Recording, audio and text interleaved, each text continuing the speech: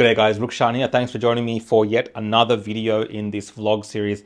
I hope you're enjoying the more casual behind the scenes look at some of the work that I'm doing as well. Today, I'm here in my studio, all set up to go to make this video. So I'll just give you a bit of a look if you haven't seen my studio before. This is normally where you might watch the opposition podcast from.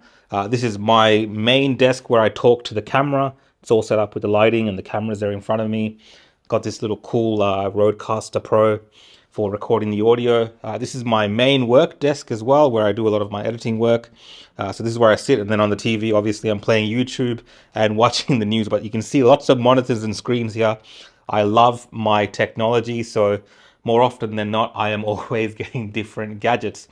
Today, I've got a few different stories that I want to discuss with you guys, mostly international stories, but I think it's relevant to Australia because we're facing some of these same issues in this country as well.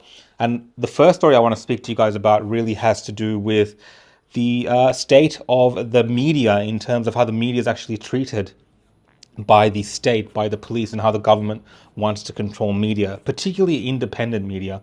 So I'm going to bring you this story from Canada. It's trending today online, so I'm going to use my main setup to actually show you this because we really need to see this video to believe what happened in Canada today to this reporter from Rebel News. Here we go. I'll play the video now. Ms. Freeland, how come the IRGC is not a terrorist group? Why is your government supporting Islamo-Nazis? What? Excuse me. What are you doing? You're under arrest for assault. What, sir? Why are you pushing me? You're under arrest for assault. Who are you? You're under arrest for assault. What are you talking about? Police, you're under arrest for assault. How am I under arrest? You bumped into me. So I just wanted to show you that video first because I thought it was very important to give you a bit of the context around it. That was a news reporter, David Menzies from Rebel News in Canada, doing a doorstop interview of the Deputy Prime Minister, so Justin Trudeau's deputy, and asking questions on the street. And as you can see, as he's approaching Christina Freeland, she's walking, there's no one there, there's no security, he's freely going towards her and just asking her very legitimate questions, as journalists do in the West, as we're used to. And all of a sudden, you have this incident occurring where a man in plain clothes, not really identifying himself at the initial point of this video, blocks him, walks up to him, blocks the path, and then grabs onto him, pushes him against the glass there, and says, "You're assaulting me," and attempts to arrest him, or does arrest him. That is crazy draconian stuff, and we're used to that now all of a sudden, right? It's become so normal to see that in Canada, in Australia, in New Zealand, in the UK. We're seeing it more and more, but it's so blatant here in this instant that it's being captured on video, just how close the ties between the police and government are in the way that they act as almost an instrument of protecting the government from media scrutiny, from questions with these type of tactics. This is something you would, potentially think in your mind you would see in communist China or, the Stasi, the Gestapo, back in the day. This is what we're seeing now in our free so-called West when it comes to how government, particularly these liberal left-wing governments like Justin Trudeau's government, is treating the media in those countries. So I'm going to keep playing this video. Let's have a watch. You pushed into me. I was just scrubbing. I got my credentials here, and you just bumped into me. So excuse Police, me. you're under arrest. What is your name and your badge? What is your name and your badge? You've been told you're under arrest. Why am I under arrest? He blocked my way. What? I was just scrumming Christian Freeland. I'm a police officer. You're under arrest. What is your name and your badge number? Assaulting a police officer. How is that possible? Okay, because you assaulted me 3 years ago. Seriously, this guy's saying assaulting a police officer. If we go back to when this all occurred, I'm just going to play this one more time. You can see clearly here, there's no one there. I mean, this is not someone, he's not approaching someone and pushing past police to speak to this person. This person is walking on the road, and he's approaching her as a journalist with a microphone, clearly identified as a journalist. For anyone watching there, it doesn't look like he's posing any type of threat, and he's asking questions, right? And I'll play this again. He's asking about questions to do with Iran and, typical questions of asking about government and their policies. And here you have this guy who hasn't identified himself at this point, puts his hand out, right? The journalist, of course, because he's been blocked, walks into him. He's blocked his path. We have this other bar that's here that's in the way as well. You got her here smirking. This is the deputy looking that way, having a bit of a smirk. Both of these people here, probably her staff member. And then look at this aggression here against a journalist in Canada.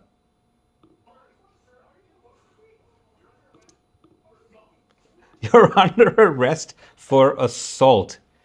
Complete nonsense. And this is trending because a lot of people have seen this video now all around the world, particularly in Canada. The opposition have also shared this out in Canada. A lot of institutes that are about protecting press freedoms have shared this video out and just condemned the actions of this police officer, condemned the actions of the Trudeau government, and really asked for an apology in this instance. Now, we know that charges, he has been arrested and taken away by the end of this video, but those charges have actually been dropped now. So, I mean, what do you say about that, right? Those charges have been dropped. If it was actually a serious thing that he did for them to take these type of measures, you would think those charges would stick, but they've been dropped straight away. So a lot of this appears to be tactics by the police to stop journalists, independent journalists, reporters that might not always be friendly towards a particular government in terms of their way that they question them, right? And what I'm saying there is asking the tough questions, being stopped by using the police, the power of the police to do this. Despicable stuff, and hopefully I think this is going to go to the courts. There must be some repercussions for this police officer. There's definitely going to be a settlement of some sort because it's so egregious the way that this was handled.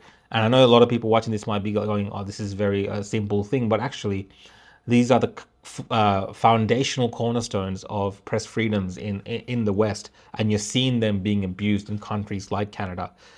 And to top it all off, right, just the other day, we had the police in Canada assisting protesters who were illegally blocking roads and bridges in Canada. In this particular video, you can see the Toronto police helping protesters by buying them coffee. And these protesters are breaking the law technically at that time because they are blocking these roads, right? But here he is buying him coffee and some food. This is the state of policing. We saw during the COVID protests how tough Canada was on protesters. You know, the truckers convoy, they were intimidating those protesters. They were freezing their bank accounts. And now we're seeing how they treat the press. We also have in Canada this other weird situation that I saw. Canada's a really weird place, I'm guessing. I don't know if any Canadians are watching me. You can confirm this or not.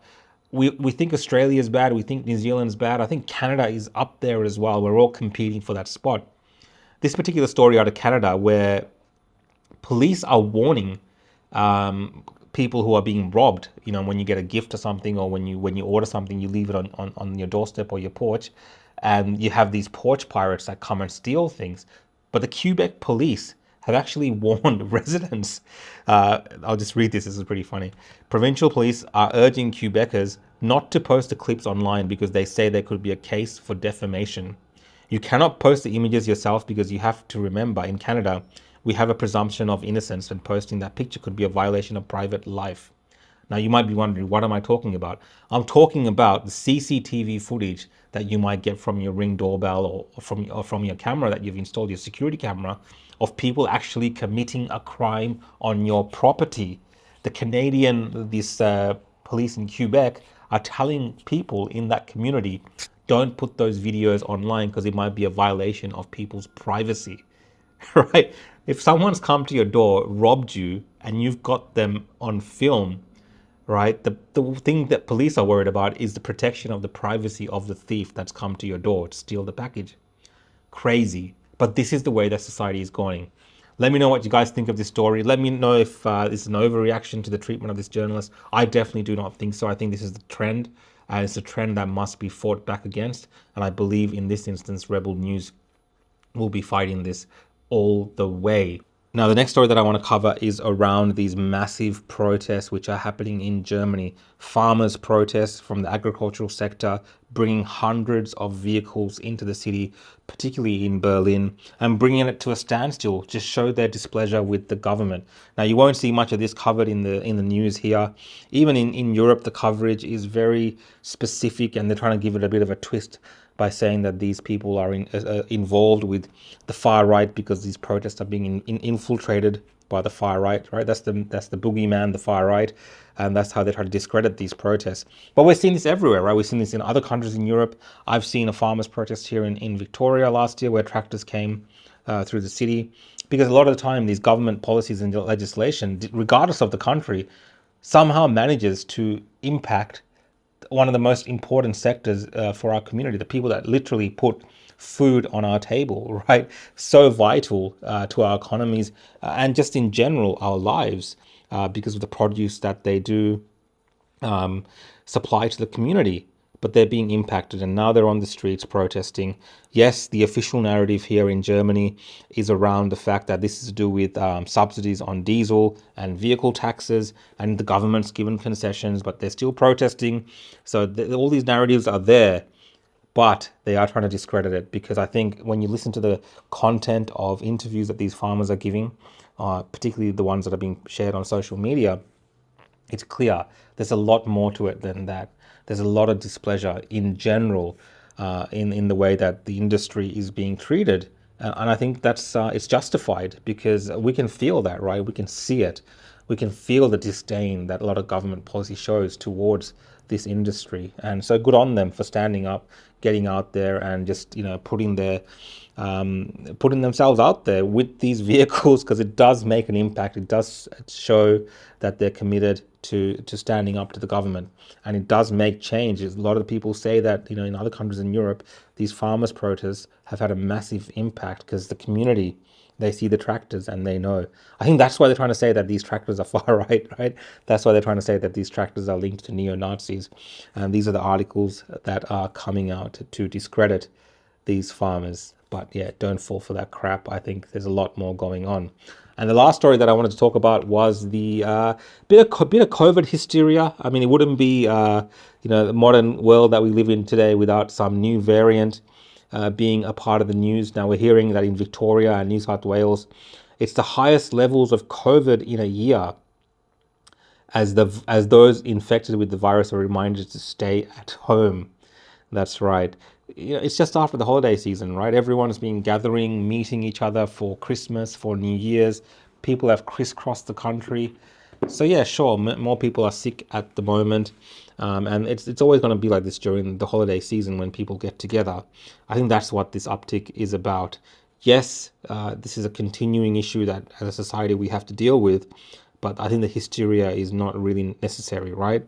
These calls that we're seeing again from certain camps and groups, and I think they even held a snap presser, some of these health authorities in New South Wales today, these calls to introduce masks and other measures and things like this. Again, I think a lot of this comes back down to personal responsibility, because back in the day, what do we do? If we felt sick, if we felt unwell, we would stay at home. And it's just common sense stuff, right? And I think a lot of people do have common sense.